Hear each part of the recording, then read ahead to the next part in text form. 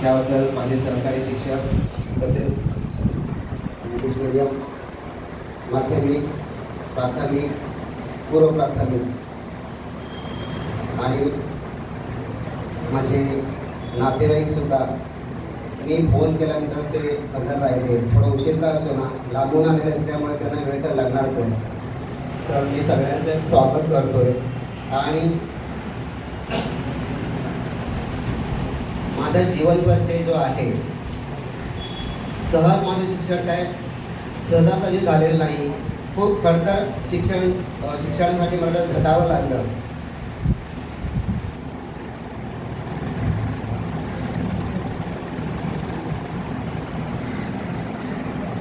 आणि कुठलीही गोष्ट जी आपण संघर्षाने जी गोष्ट करतो त्या गोष्टीला जी एक तोडच नसते.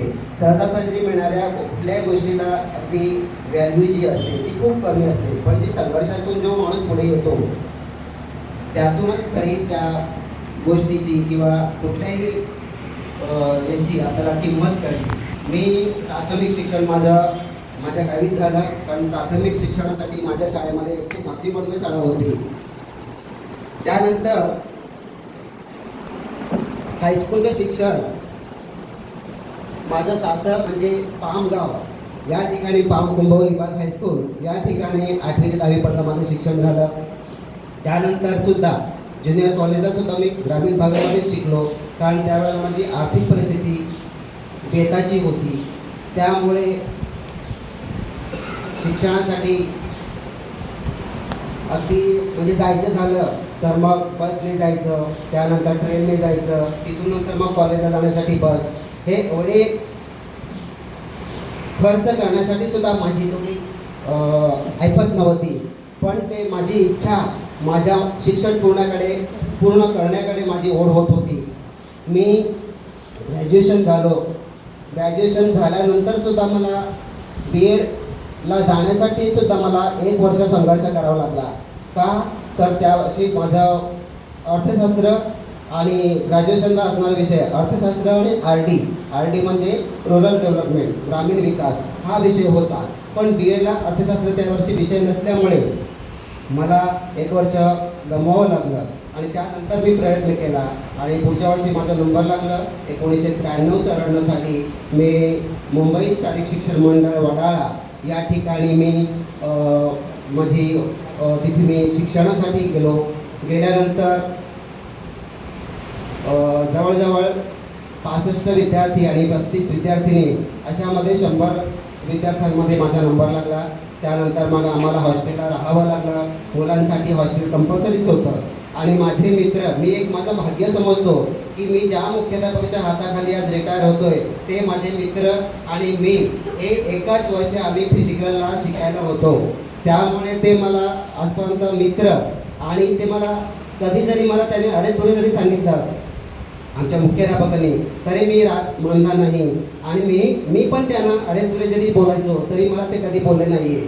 तर हे असं खेळीमेळीच्या वातावरणात सर फक्त हॉस्टेलला राहण्यापुरती यायचे, पण जेवणासाठी ते मात्र घरी जायचे आणि आम्हाला मात्र कंपल्सरी राहावं लागायचं.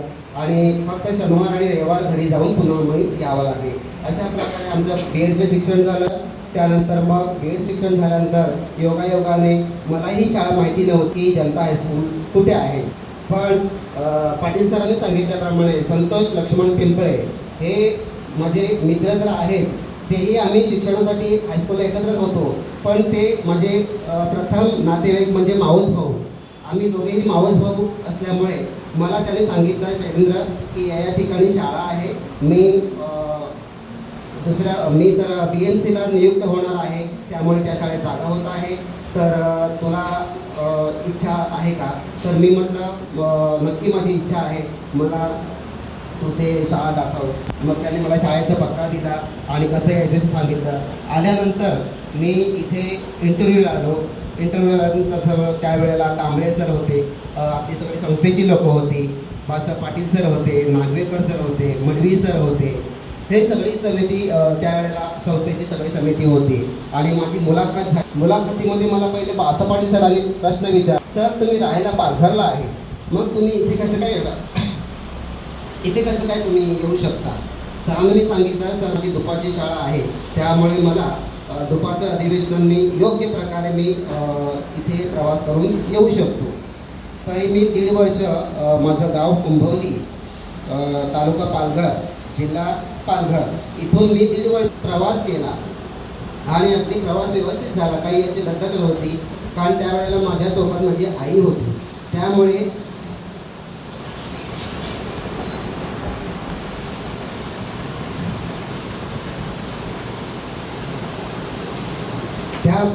त्यामुळे मला आईने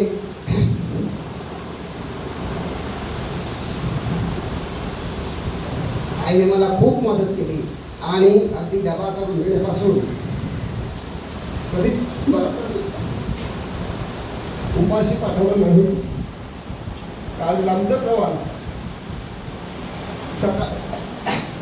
सकाळी 9 वाजता घरून बाहेर पडलो की रात्री 9 वाजता घरी जायचो आणि मग तिथे वाट बघायची. कारण माझे ते वडील 1987 साली वारले होते. फक्त मला आईचा आधार होता. माझे मोठे बंधू पण आहेत, तेही शाळा शिक्षक होते, ते निवृत्त झाले. पण जेवढं मला आईचं प्रेम मिळालं तेवढं मला कुणाकडून मिळालं नाही. त्यानंतर मी शिक्षण पूर्ण केल्यानंतर माझा नोकरीचा प्रवास सुरू झाला. त्यानंतर 2 वर्षांनी मी वैवाहिक झालो. वैवाहिक झाल्यानंतर मला आता गावावरून इकडे यायचं म्हटल्यावर तो मोठा प्रश्नच होता. आणि माझ्या सहचरणी त्यांच्या कामा हॉस्पिटलमध्ये जी नोकरी होती ती शिफ्ट वाईज नोकरी असल्यामुळे मी एवढ्याने सांगितली मॉर्निंग, इव्हिनिंग आणि नाईट अशा रोज त्यांच्या दुट्या बदलायच्या. त्यामुळे पालघरहून प्रवास करणं शक्य नव्हतं. म्हणून आम्ही विरारला सुरुवातीला भाड्याने आलो. 2-3 वर्ष भाड्याने राहिलो. त्यानंतर स्वतःचं एक घर असावं अशी आमची दोघांची इच्छा होती. तेही आमची इच्छा पूर्ण झाली. विरारमध्ये आम्ही प्रथम राहायला आलो. विरारमध्ये आल्यानंतर जवळजवळ 27 वर्ष विरारहून ते वरळी प्रवास केला आणि त्यावेळेला इकडे गाड्याने गर्दी नव्हती. अगदी सहजपणे प्रवास होत होता आणि मिसेस यांनासुद्धा विरार टू विटी असा प्रवास करावा लागेल. पण त्यांचं डेस्टिनेशन चर्चगेट असल्यामुळे त्यांना उतरायला व्यवस्थित मिळायचं आणि ती विरारहून गाड्या सुटत असल्यामुळे त्यांनाही प्रवास करायला योग्य असायचं.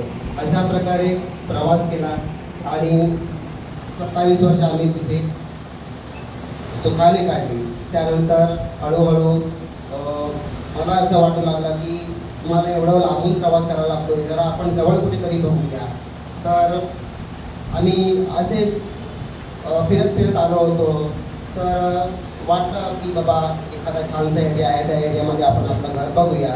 तर असं करता करता आम्हाला एक छानसं जागा आवडली आणि त्या ठिकाणी आम्ही घर घेतलं आणि आज आम्ही 3 ते 4 वर्षापासून वरळी येथे वास्तव्याला राहायला आलो. त्यामुळे त्यांचाही प्रवासाचा वेळ कमी झाला आणि अशा प्रकारे प्रवास करू लागलो. त्यानंतर यांचं सहचरणींचं जीवन म्हणजे त्यांना पुनर्जीवनच असं म्हणावं लागेल, पुनर्जीवित असंच म्हणावं लागेल.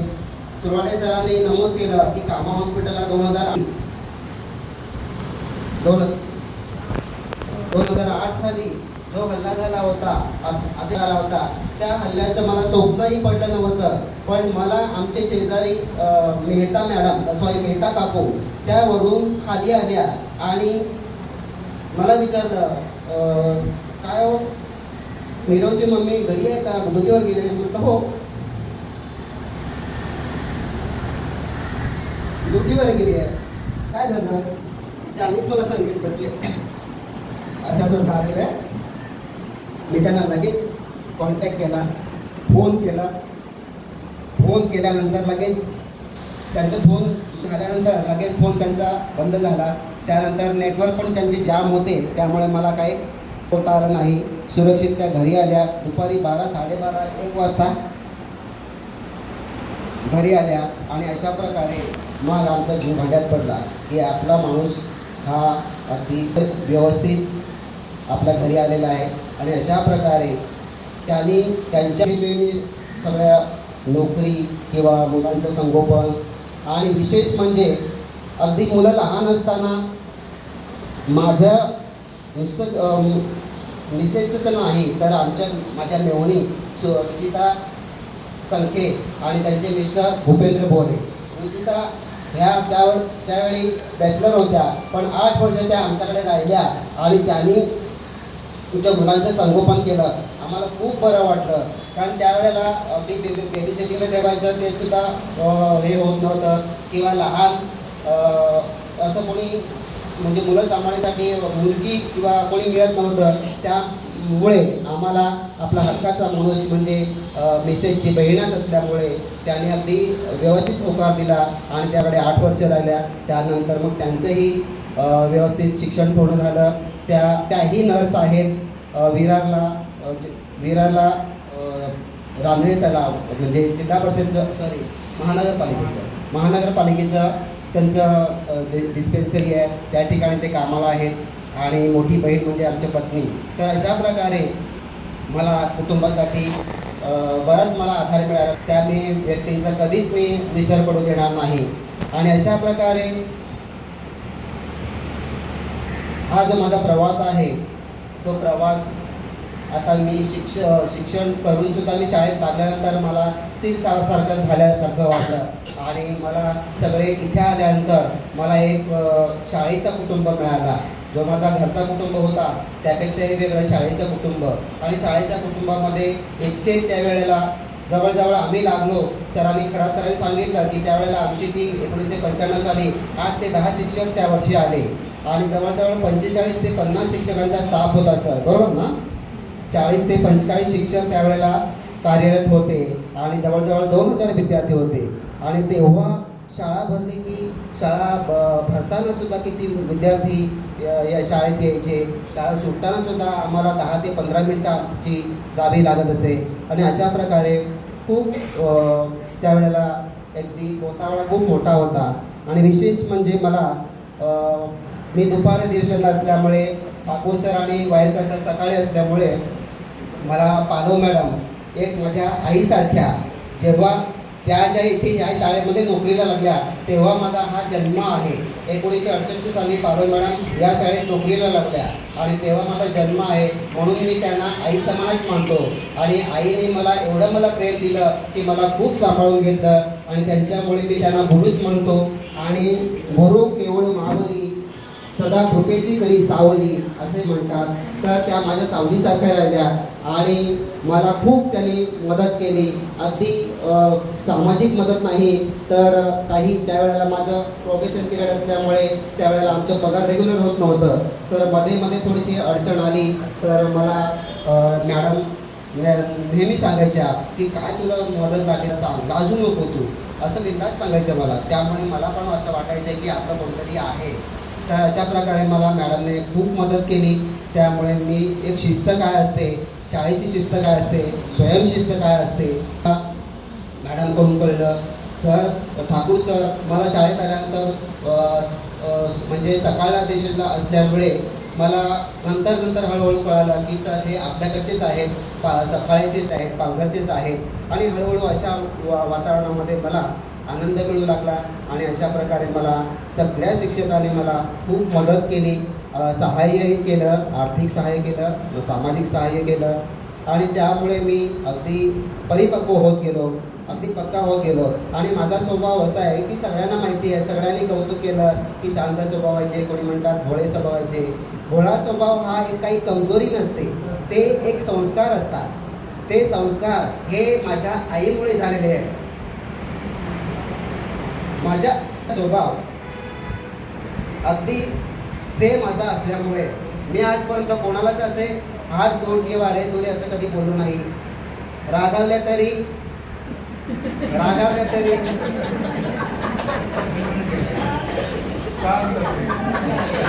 शेवटी आग पाण्यालाच विझवते. आग जर लागली तर पाण्यालाच विझवते. त्या आग झाल्या तर मी पाणी व्हायचो. त्यामुळे तसं काय आग होण्याचं काय प्रसंग आला नाही आहे. तरी पण कधीतरी आपल्याला सांभाळून घ्यावं. खूप सांभाळलेलं आहे आमच्या पत्नीने. आमचे दोघे मुलंही पण खूप समजदार आहेत. तरी पण मला खूप ॲडजस्ट केलं. अगदी लहान असताना माझं म्हणजे खरं बघायला गेलं तर मी एकाच अधिवेशनात मी कधीच राहिलो नाही. माझा झाला फुटबॉल. कोणी मला सदू सांगितलं, कोणी मला मधू सांगितलं, पण मी कधीच राग मानला नाही. मला सदू म्हणजे याचा अर्थ सकाळी पण आणि दुपारी पण, त्यानंतर मधल्या दुपारी, मधलं पण आणि दुपारचं पण. हा तर मी सुरुवातीला एक 10 वर्ष की 12 वर्ष दुपार अधिवेशनात होतो. त्यानंतर मला ते प्रकारे मला करावं लागलं. पण आपली कामाची तयारी जर असेल तर आपल्याला कुठेही काम करण्याची तयारी आहे. आणि मी इथेच ना तर माझं स्वप्न राहिलं होतं की नाईट शाळा पण मला करायला मिळावी. ती सुद्धा 5 वर्ष शाळा रात्र शाळेमध्ये मी पूर्ण केलं आणि माझं स्वप्न पूर्ण झालं. आणि अशा प्रकारे माझा हा जो शिक्षकाच्या नोकरीचा प्रवास होता तो आज तुम्ही मला सगळ्याच जणांनी माझं कौतुक केलं. माझे जे काही गुणगौरव होते त्या गुणगौरव तुम्ही गायले आणि संस्थेची लोकही माझ्या कार्यक्रमाला आली. त्याबद्दल मी सगळ्यांचं धन्यवाद मानतो आणि आभार व्यक्त करतो. आणि मला पाटील सरांनी बोलण्याची संधी दिली त्याबद्दल. आणि पाटील सरांना मला प्रश्न पडला होता की वायरकर सर पाटील सरांना अजून सांगतायत की नाही की सूत्रसंचालन कोणी करायचं. पण मी वायरकर सरांना विचारलं, सर याचे तू काही टेन्शन घेऊ नको, मी सांगतो. तर मग लगेचच सरांना समोरासमोर सांगितलं की तुम्हाला सूत्रसंचालन करायचं आहे. तेव्हा माझा जीव भांड्यात पडला. म्हटलं नाही तर म्हटलं उद्या कोण बोलणार आहे, काय बोलणार आहे. तर सर धन्यवाद. तुम्ही सूत्रसंचालन खूप छान करता. आणि विशेष म्हणजे जे मी ज्याच्या एका शब्दावर म्हणजे मी फोन केल्यानंतर जे माझ्यापर्यंत धावून आले त्याबद्दल मी सगळ्यांचा आभारी आहे. आणि जे कोणी फोन केला आणि येता आलं नाही त्यांचं पण मी आभारी आहे. कारण काही पावसाचे दिवस असल्यामुळे आणि वयस्कर मंडळी असल्यामुळे सगळ्यांनाच येणं जमत नाही. तर अशा प्रकारे मी माझे 2 शब्द संपवतो आणि धन्यवाद.